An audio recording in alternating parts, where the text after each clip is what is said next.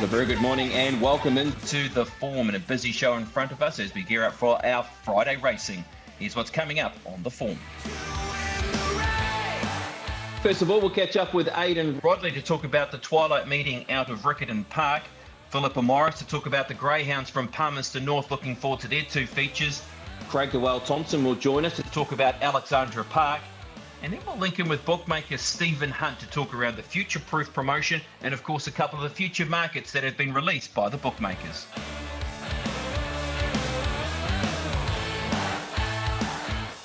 Well, first of all, here on the Form, it's time to crack into our Twilight Form. Yes, we do have a Twilight meeting out of Riccarton, and the man that's looking after things there tomorrow will be Aidan Rodley. Very good morning to you, Aidan. Good morning to you too, Brendan. Yeah, really looking forward to this Riccarton meeting. Obviously, we returned to Riccarton for the first time since New Zealand Cup Week, and a lot of that form for the meeting comes out of New Zealand Cup Week as well. They have been able to split a couple of races on the card. Unfortunately, just not enough entries for either of the two open races which were programmed. There was an open sprint and an open 1,600-metre race, and so a bit of a shame that we have to lose both of those. But what we've got in front of us is some pretty handy betting races. We'll be probably racing on a dead track, and like you say, Twilight meeting. So hopefully a few after work punters can get involved. So, right, well, let's go through a couple of races, Aidan. First of all, race number 3 is a race you identified, the Maiden 16. Yeah, so the two maiden 16s, so it's one of those races that was split basically to get it back up to 8 races, because after the two opens we were left with 6, split a couple of races. And the two maiden 16s, so I've basically got it down to a couple of horses in both. And I think the races where you back one and cover with the other, or back the other and cover with the first one. So in race 3, at the top of the book, number 1, Koputaroa. The last 2 runs have both been really good. The third placing on the 23rd was an excellent effort, close off nicely, was able to get to the speed last time out. That previous race was off a 3-wide run too. Last time out was able to get to the speed, and it was a good race during New Zealand Cup Week. It was on the first day. You'd think that Koputaroa, especially with the map of this one, should be winning. But I've been really taken by the 2-horse, Alexandra. I know it's got a 0 next to its name, but boy, that was a luckless run last time out. Still ran the quickest last 800 of the race, third quickest last 600 of the race, and had placed the previous start as well. And even the other 0 in the form line, going back 3 starts, just got no luck in tight quarters as well. So outside that, it's placed in a couple of those. So Koputaroa is the horse to back. It's clearly the top selection. But the cover horse, and maybe even the winner in the race, is Alexandra. So around the 1 or 2 in race 3. All right, and we'll stick with that maiden 16, as you said, that was split, and move on to race number 4. How did you line them up here? Yeah, so again, it's very similar. So I'm liking a couple of horses, both of these 2 horses, and again, one of them's a go racing horse. So Demand Respect comes into this with 2 good third placings in it, and an excellent 4th last time out. It's out of that same form race there, Ankami form race, which we see the previous 2 come out of both Koputaroa, who ran 3rd, and Alexandra, who ran a luckless 12th. So Demand Respect was really good in that race. It was very much on pattern, where it was able to get to a good spot. And obviously we've seen good form out of that race as well. So Da Vinci Girl, who won at Cromwell, and if it happens again, who won on the middle day at Riccarton, both come out of that race as well. So it's good form. Fragile is the danger, clearly, though. So 2 runs back, resumed with came back and had a trial, beat Elizabeth Rose, who came out and won again, first up at Riccarton. And then outside that, has had 2 really good 4th and 3rd placings in good fields, and there's decent form around those 2 races as well. So just enough in both of those 2 that, maybe you back Demand Respect and save on a Fragile, or you back a Fragile and save on Demand Respect. I think in both those 2 races, they're the clear top 2 picks, and you might get value around that second runner each time too. Okay, nice little split bet there in both of those maiden 16 races. Let's move on to race 2, the 74 over 1,400 metres. Small field here, but how did you assess it? Yeah, so I just wanted to touch on both the now highest rated ratings, which are the 74s, and they're 2 pretty even races. You've got Harbourside, who ran really nicely for second last time out. Petty's Legacy, who going back 3 starts, won a really nice race, and then won nicely the next time as well, and was good in running 4th. It was a sticking on just in behind the speed on pattern race at Riccarton last time out. So that's good from enough form. And Island Hot was another one who really hit the line well from a long way back for that third placing last time out. Just going back into that Petty's Legacy, the win 3 starts back, beat home horses such as Varden Road, an ex-start winner, Fedekien, an ex-start winner, and Royce Rocker. So all those 3 horses coming out and winning since, so there's enough form around that. So I was probably, it's mainly a map race for mine because Petty's Legacy looks the only speed influence in a race where there's just 7 runners and all the rest of them are middle back markers. So it's just a map bet for mine. So Petty's Legacy there. And I'll just jump ahead to the other ratings 74 race, which is race 5. That's the Copeland's Bakery's 2,000 metre race. I did speak to Kenny Moore this morning. Blew his chance, obviously ran, beaten 100 lengths in the New Zealand Cup last time out, but pulled up lame from that. And before that had run third over 3,000 metres. Obviously, it's a Wellington Cup runner up back into 74 company, which, 57.5 is not the worst of chances here. The horse I want to just look at, though, is Rain Man, who going back 3 starts ran 4th in behind Lightning Jack, who was an entry, I think, was certainly, I'm not too sure if it's still in or not, Captain Cook on Saturday. Maximus Prime, who's one of the best horses in the South. And the third horse home in that race was Dawn Parade, who came out and won during New Zealand Cup week as well. So it's a really nice 4th placing. The last couple of runs have both been in good company. Ran 7th in the listed Spring Classic and behind Southern Ocean, and then ran 4th and behind Bully Boy and some good horses. All of those in open company. Now dropped back to a rating 74, where twice in the summer last year won Riccarton 2,000 metre rating 74. So it just looks really nicely placed. It's an even race, though. Sacred Cargo's going really well. Aqua Attack's going well. As we said, Bluey's chances a chance to bounce back. But I did like the chances of Rain Man in race 5 as well. Okay, well, you've given us a few options there, Aidan, to play with. Is there one horse, though, that you are very keen to have something on, or are you just playing safe with your split bet? Which way are you sort of seeing it as an overall best? I think the best goes back to be Koputaro in that the first of those 2 maidens, so race 3. But I know you're keen on those fixed odds Cornelis, BP. Maybe that's the way to go. Fixed odds Exacta maybe even as well. But Koputaro. But I do like Alicera as an upset chance in that race. So maybe you work around some of those options that bookmakers are putting out, such as fixed odds Cornelis and Exactas. All right. Well, there's a fair bit to sink our teeth into there, Aidan. Thanks for your time as always, and go well. Yep, make sure the punters are tuned in. 3 o'clock start time for, as you said, the Twilight meeting, and we'll be part of that coverage on trackside along with Matthew Cox.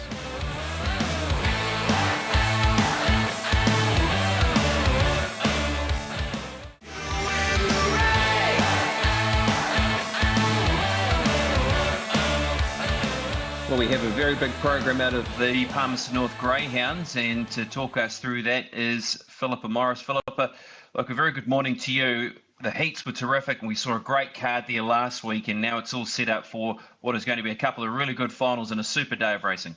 Certainly is. Good morning to you too, BP. Yeah, just a fantastic undercard as well. Looking forward to these 2 features, and starting, of course, was the Wind Power. And it's just an amazing field. Didn't want to go with the favourite, but I'm going with the Power Superstar. Look, he made his way into the race actually off the reserves. He came in with box number 9. He was out wide there. Actually copped a little bit of a check. Now, he didn't win. He ended up finishing 3rd behind Cumbria Lad and Big Time Kaylee. They didn't clock the fastest heat either. They were actually the slowest of the lot, but they both had to kind of work to get to where they were. And I just think this race sets up beautifully for him, BP. He comes up with the ace alley. He'll be better for the look at the track. It's actually his first box 1 in his career. He's a dog that can use up that rail. We know he's got a powerful finish. First time on a 1-turn track for him last time as well. So, look, he's did very well to qualify. And what I like is quite often you can say there's a bit of pressure coming down towards him, but Freedom Lee absolutely flew out in the heat, and I believe that she'll lead again. If that's the case, she can just move off the rail a little bit. She doesn't want to paint the rail at all. Neither does Cumbria Lad. He's going to be a little bit slow, and he'll move out of touch as well. Even Big Time Kaylee tends to hold her line, so I just can't see a lot of pressure coming down onto him, and if that's the case, I think he can take out the race. I think the real value in the race, though, is Big Time Stunner. He's at $12, fastest heat winner. He had to get over the top of them late. He had really good run home there as well. 771 run home. Just continues to step up. He almost picked up Cumbria Lad prior as well. And with the pace to his inside, he's a dog that I think can get the real swoop into the race. And $12, I think he's the value. I think if you don't want to play that power superstar around 220, Big Time Stunner is a dog with a real nice upside BP. So I think they're the two that could be fighting it out in what is a very nice field. Certainly is. I just want to quickly get your thoughts, Pip, on two other runners in the race that are in the market. It's a Blaze and Mustang Charlie. How do you line up their chances? It's a Blaze, I think, is another that's going to improve immensely. I've actually got him in for third. I wish he just got a little bit close to the rail again, but box 6, good for him. He was taking ground off Big Time Stunner in the fastest heat as well. So he's actually the reason I've popped him in for third. I think if there's a dog that can improve, if he can get that card across, he's a winning chance as well, and a good quote. Mustang Charlie, I almost put him ahead of It's a Blaze because the only reason I haven't, he just tends to be at that little bit slow sometimes. He can miss the kick, and then he's got this real second phase acceleration. He used that. He's drawn up beautifully, but he's not that strong quite towards the end. I did note that he was just trying to come to the end of it. There was dogs taking ground off him, so that's why I've just managed to put him in for fourth, because I think if you've got It's a Blaze and Big Time Stunner with those powerful finishes, I think they can finish off better than him. Okay, that's race 9, the Wind Power Stakes over the 457. Let's go to the Turbo Territory final over the 410 metres. Big Time Cooper here is at $2.50. Lands box number 1, as he did 3 starts ago, of course, when winning the Galaxy. Yeah, he did, and he was actually super in his heat. If you go back and have a look at the head on there, he's getting hassled the whole time by So Excited. He does very well, actually, to manage to get around the dog, take ground off the eventual winner there, Big Time Prada, comes up with the right alley. It's not often he missed the kick a little bit like he did there either. And I just like the way he was actually picking up ground, because sometimes he can be a little bit weak towards the end. So I'm being boring again, Brendan, but I'm going to go with him on top off the ace alley, just a track specialist as well. I think if Angel were to lead out again, he should get the track underneath her, because she tends to run a little bit wide. So I'm going to stick with Big Time Cooper in that race. Do like a couple of other ones in behind him. Typhoon Tim actually led up in the fastest heat of both of them. Now, he was picked up late by Big Time Brody, so that's my only concern again. I think he's a real 300-metre dog. 410 is at the weak end of his races. I think he'll be in there for a long time. I think you want him in your first fours, but I think he's getting a little bit weak towards the end. So because of that, I put Prada in. She is drawn in box number 6. She's going to have to get across, but she's 6 from 6 on the track. She's unbeaten. So look, if Coop doesn't quite get the right run, she might get a card across again. And she was actually good in that heat too. She took a couple of knocks early, not quite as much as Cooper, but she still had to get around and work to the front. So I do quite like her in that as well.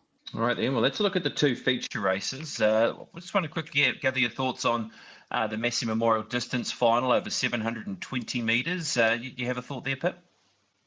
Yeah, I really like Fine Intention, Brendan. Of course, she was big money last time in the heat to take it out straight to the front. Would have liked her a little bit closer to the rail. She's come up with box 6, but I still think she can get right up on the pace.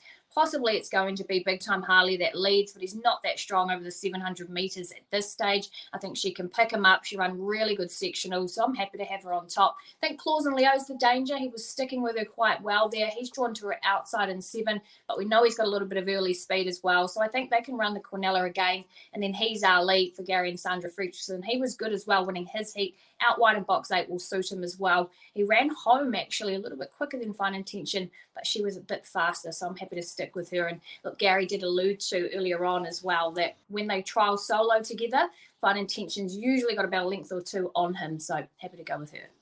Okay, let's have a look at a best in value for the program out of Palmerston North. What have you found, Pip? Gone for Police Avail as my best in race number 4. First look at the track, but she's very quick. She was brilliant down in Addington first up. One there off box number 2, straight to the front. No luck last time off box 7. She just constantly got pushed wide. So if she handles the track first up, I think she'll be winning. Hopefully she's at a nice price as well. And I haven't quite got a value yet, Brendan, but in the last, Be Lucky Banjo is a dog that last time actually matched motors with Mustang Charlie, copped a check on the straight from Charlie and got back over the top of him. So considering Mustang Charlie's in one of the features of the night, I think Be Lucky Banjo will be winning fresh up. Could be short, but it's a multi-maker. Brilliant. Look forward to your coverage, Pip, on what is a great night of greyhound racing coming out of Palmerston North. All the best. Thank you.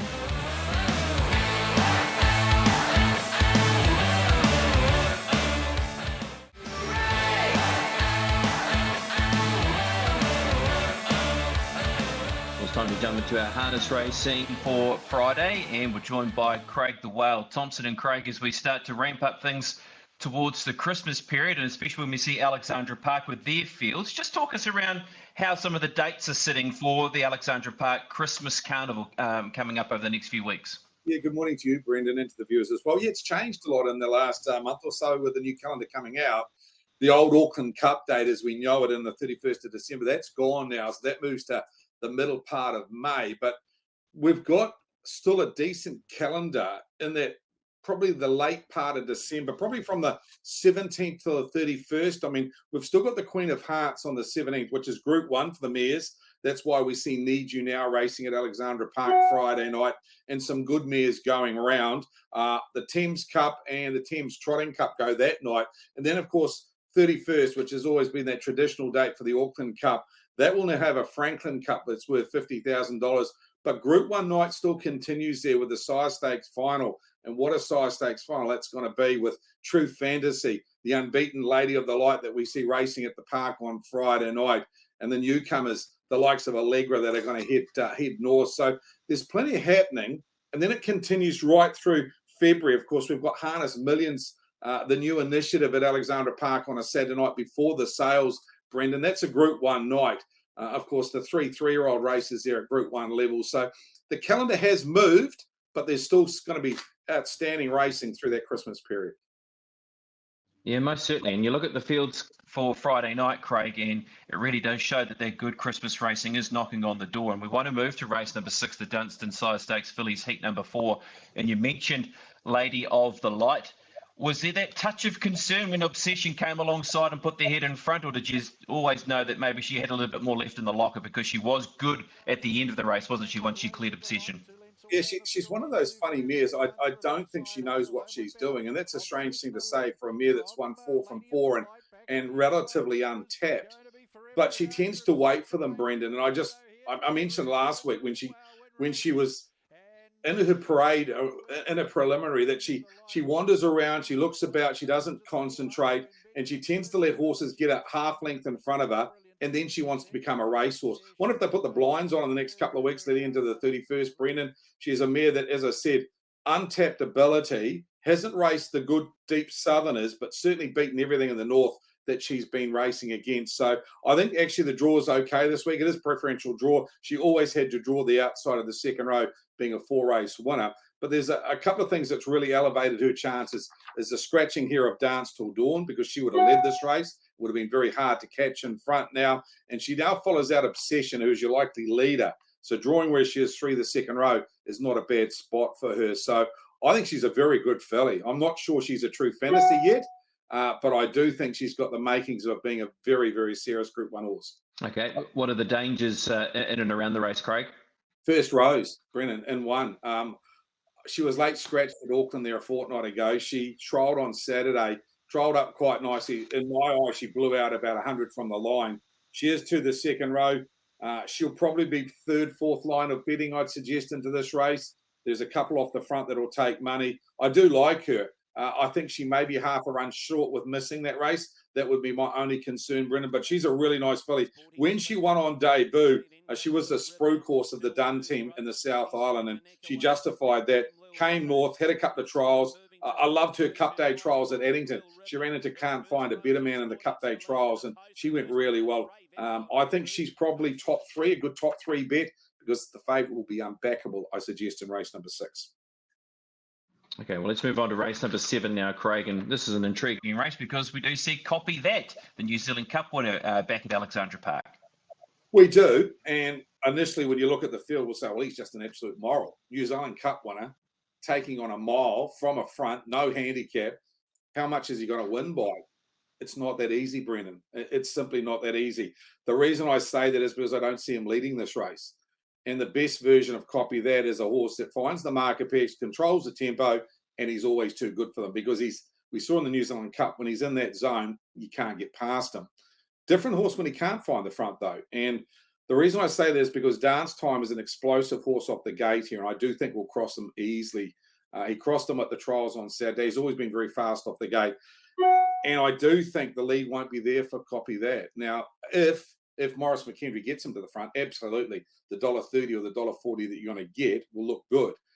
If you're taking $1.30, $1.40, and he's sitting parked out in this race, and he's not, or maybe the chances that he comes back off the gate and he doesn't go forward at the start, then I don't want to be on him, Brendan. So what do you want to be on in the race? I do like one there. We're recording at this stage and there's no fixed odds out, but there's a horse in there called Hot and Treacherous, and I think he's the most underestimated horse in the North Island at the moment going around.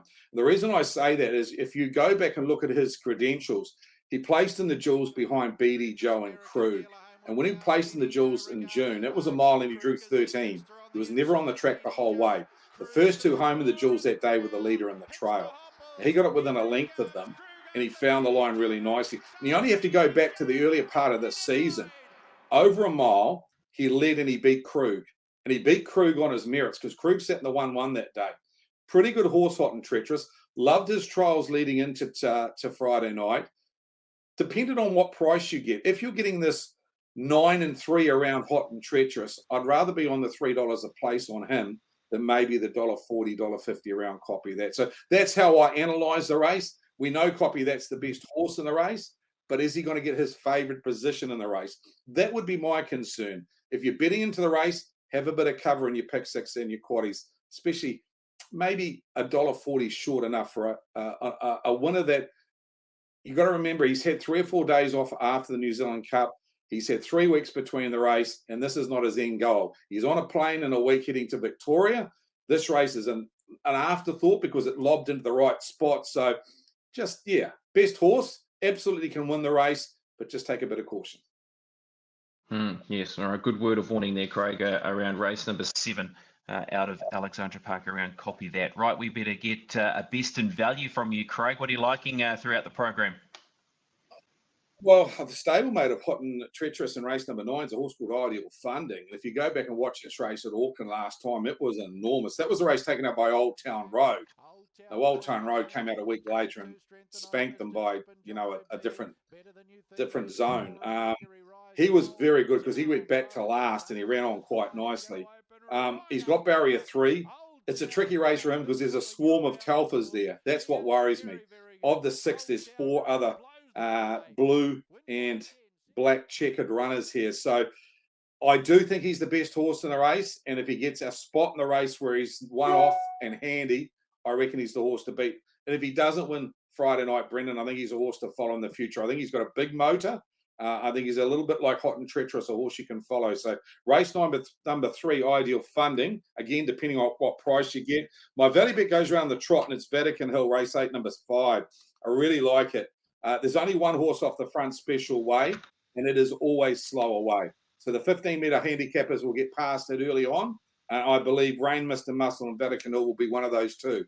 I do think the stable have got real strong talent here, and I like Vatican Hill, and it could be the roughest of the 3 in race number 8 as well. Okay, might be a nice bit of value there in race number 8. Craig, as always, thanks for your time, and let's hope there's a couple of winners there for the punters at Alexandra Park on Friday night. Yeah, thanks, Brendan. I hope the viewers have a really good weekend, and hope you can find them a winner at the Gulch.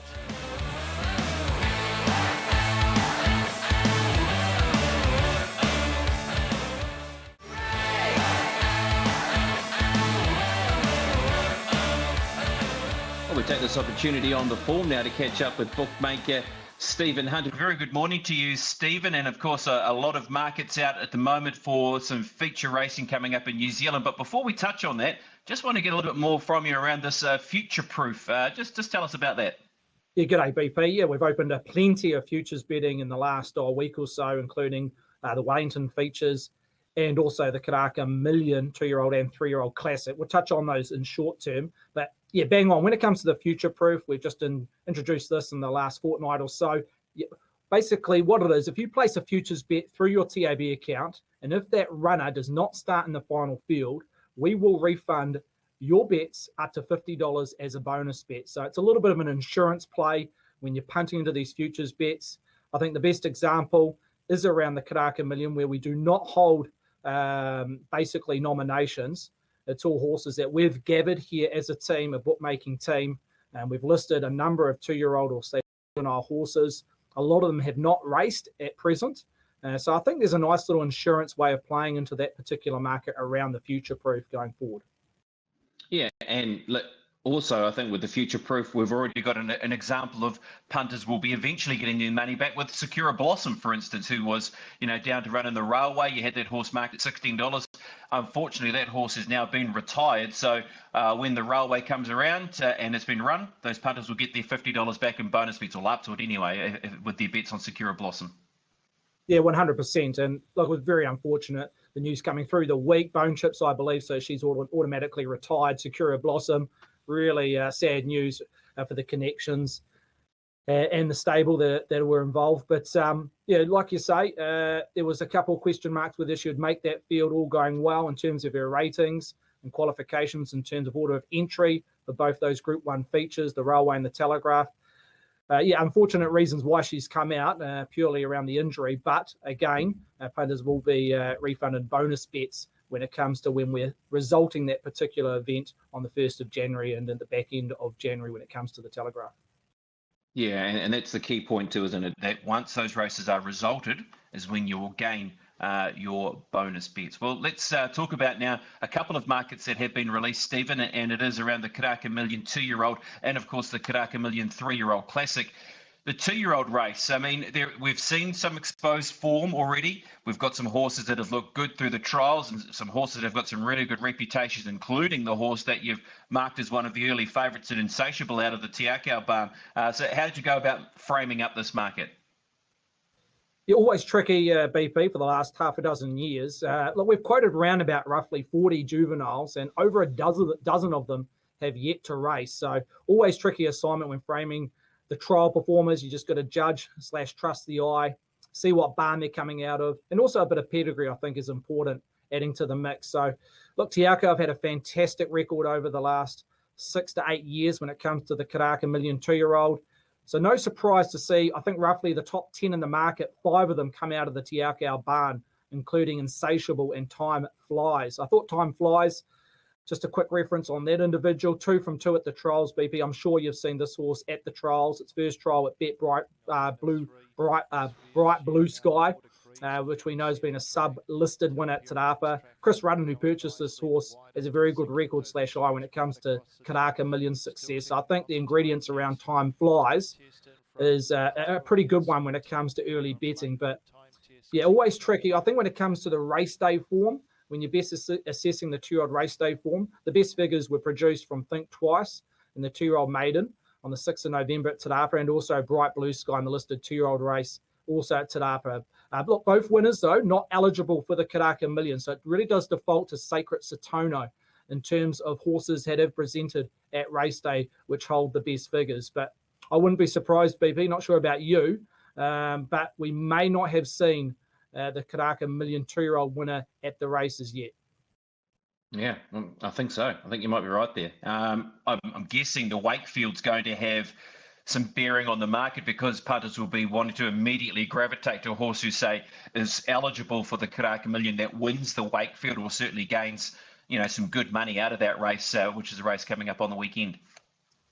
Yeah, for sure, 100% BP. I think that from memory, there's 7 Karaka Million eligible runners running in the Wakefield on Saturday at Trentham. Wolverine will be right up in the market. I think currently second favourite in what he did in the Central Districts. Look, there's hot trial form around the Racketeer, Kana, BT, Endless. There's 4 or 5 there that bring really strong trial form. They've all caught the eye here at the racing desk. So, yeah, it's an intriguing race. I'm sure there'll be a lot of questions going. Few answers in terms of the Karaka Million Futures book. There'll be a lot of shuffling between now and when we get into that final field book, but the Wakefield could be the start of it. Well, let's talk about the Karaka Million 3-year-old Classic now, and we do see the 2,000 Guineas winner as the favourite in this market at $2.40. We have the stablemate On the Bubbles, who won the Karaka Million last year, sitting at $6. To Takaka, Carmen Line is in there at $12 off that one booming win, and we see on the weekend in the Bone Crusher. So just talk to us around this market. Yeah, I think it's a pretty settled market, even though we're still, 2 months away when it comes to the Karaka Classic 3-year-old. And Navier heads the market, Brendan, a $2.40 shot. Look, he stands as the second best performance on numbers behind Paranui Bay from his Sarton win. But I think if you take everything into account, the way he won the 2,000 guineas, yes, the numbers were very strong. But in terms of how he won it, he looked 100 to 1 at around about the 400-metre mark. I think the ability of the horse and Opie got that horse over the line. He looks a real auspicious type. He's looking to do the back-to-back, what we saw Aegon do 12 months ago. I think Tiako will look to give him a run. I know Aegon went fresh into the Karaka Classic 12 months ago, Brendan, on the back of winning the 2,000 guineas. But I think with November, we may see this horse over Christmas, New Year at HQ, get this horse right-handed, have a look at Ellerslie for the first time, Navier, and before he hits his grand final. But look, I think he's going to be a well-backed commodity. Whether punters want to take the $2.40 this far out remains to be seen. Look, On the Bubbles is an intriguing runner. We know he won the Karaka Million 2-year-old race last year. We haven't seen him as a 3-year-old. He's had 4 trials leading in. We're yet to see his first up assignment this time in, but his 4 trials, I've just seen a natural progression improvement from those trials, and even as later as Monday when he ran third, I thought it was a eye-catching third without really being pushed out late and through the line. So, look, On the Bubbles has been heavily punted in the first 24 hours. I know there's a big syndicate involved. Punter's pretty happy to take $6. But, look, I don't think it stops there. There's plenty of horses that, look, Carmen Line, you mentioned running around on Saturday at Mudda on its home track. You've got to remember, Amada Linia, who was well-back commodity in last year's race, she didn't win her maiden race until the 5th of December. So we're hitting around that time where we may see a real progressive type winning either a maiden race or a rating 65/3-year-old really step up and make a name in themselves in terms of the futures market when it comes to the 3-year-old mile. Yeah, and then that's why maybe leaning on that insurance of the future proof that you can go exploring. And I think that's for both of these markets, Stephen, that, as we said, there is a lot of horses in the 2-year-old market that haven't been exposed yet. You might have a wee share in a horse that's at 50 to 80 to 1, and you're hoping that you get to the Karaka Million. And that's what it's all about if you've got a horse that's eligible or in the 3-year-old classic. So you at least can, go scanning with that knowledge that there is that future proof as an insurance. Yeah, for sure. And look, let's remember, if you're out there and we haven't quoted an individual, whether it's for the 3-year-old classic or the Karaka Million 2-year-olds, give us a call. We'll quote it. If we've missed one at the trials or haven't really respected one in terms of what it's been shown on the race day, we're happy to quote it, put it in the mix in terms of the futures bets and add it. So, yeah, there is an opportunity there that we may not have listed all the chances that may run in the respected races, the 2 Karaka features. So there is that opportunity there if you want a horse quoted. All right, so I'll just put your number out there now, Stephen. Was it 021? No, of course, you just ring the help desk, don't we? I'll get a few abusive texts. So yeah, just ring the help desk and then and detail the horse that you want, and the bookmakers will get on top of that. Right, let's move through to the weekend feature, Stephen, and that is the Captain Cook Stakes Group 1 over 1,600 metres. Interesting race this. I thought Too Illicit was a runner that, off the back of her run last time out with how she's hit the line into 3rd position behind Show of Roses over 1,400, looking for 1,600 metres. That's the horse you've marked as the favourite in front of Aegon. Yeah, for sure, BP. $3.20 heads the market, and well back. Punter's pretty happy to snap up the 3.2 early doors. I think if you're back doing the breeders at Te Rapa a fortnight ago, over 1,400 metres, stick with her. She was always vulnerable second up. It came out of the stable that she was a little bit vulnerable, probably wanted the mile second up. They tried to keep her as fresh as they could after winning the red badge over the Hawke's Bay Carnival. I think you've got to stick with her, and taking the $3.20 v the $2.50 at Te Rapa, there is a bit of a carrot there. And Show of Roses, our alley cat, coming out of the breeders, 1 and 2 in the race, and they finished in terms of the Quinella over the winning post or through the winning post. So, look, Too Illicit, she was doing all her best work at the back end of the race and through the line. I think she recorded the second fastest 6'4", 200 splits. I think if you backed her at Te Rapa, you've got to stick with the ship at 3.2 around Too Illicit. Early money, I have noticed. Brando, $17 into $14. Is this purely a case that maybe punters have seen such a big price for Brando where they have backed him, at the $5, $3, $2? He's been a horse that's been very short on the SP in nearly every start that he's had. Yeah, for sure. He's got a very strong SP when it comes to the Captain Cook. $3, maybe a couple other starts under $3. There's preparation. Look, he can be maligned at times, Brando. He came in with a big reputation as soon as he kicked off his career all the way back as a 3-year-old at Matamata last season. Look, we've dangled the carrot at $16. I'm not sure where to line up Brando. I'm keen to ask you, BP, where you sit with Brando, because I know you've had plenty of time for the horse.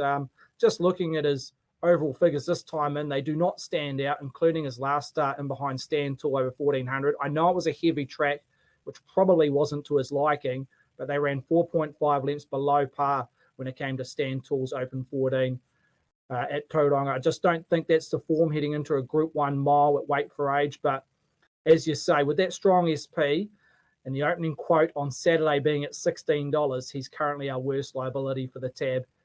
And on result of that, he's now trading at 14 come Thursday morning. Yeah, I think overall he has been disappointing, hasn't he? I'm always happy to forgive a horse for a defeat on a heavy surface where, he doesn't want that. And he is a horse that does look to be a runner that really wants to be bouncing off the better ground. He's got a barrier draw.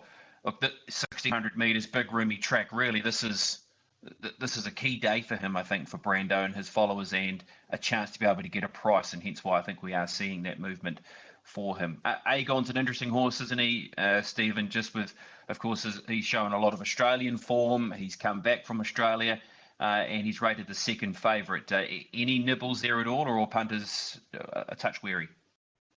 Maybe a touch wary. Maybe looking for that green light coming out of the stable, whether it's from Andrew Forsman or Murray Baker, just to say Agon through his work and trials have been spot on. Look, I'm not worried about the freshen up. He hasn't run of October in Australia, remembering, as I mentioned early on in the segment, he did win the Karaka Classic off a 77-day freshen up, Agon. So I'm not worried about that. It's just taking him on trust in terms of where his form lies. The decent track, no worries. I know he had a reputation over in Australia that needed a bit of jarring out of the track. We know that he won a Karaka Classic on a genuine good track at HQ. So, look, no dramas around the overall makeup of the race, 1,600 on a decent surface with a slight freshen up. It's just whether his decent or his number one A-grade form is there on Saturday. But I'm sure if the stable believes so, they'll give him a push and punters will follow in. No, Stephen, yeah, it's a good field, isn't it? Pre-defer, Just Ask Me, a big winner on a weak track, Travelling Light, Miss Tycoon Rose. It's everything you really want in a Group 1, 1,600, for age out of Trentham. We'll leave it there, Stephen. Thanks for certainly identifying the future-proof and talking more around the Karaka Million races, and we'll catch you over the weekend. Cheers, mate. Look forward to it.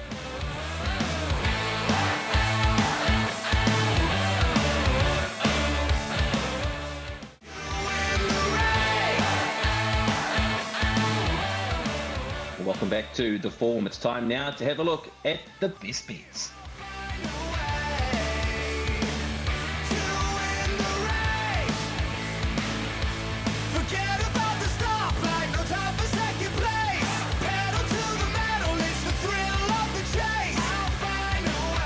Well, that's us for our Friday edition of The Form.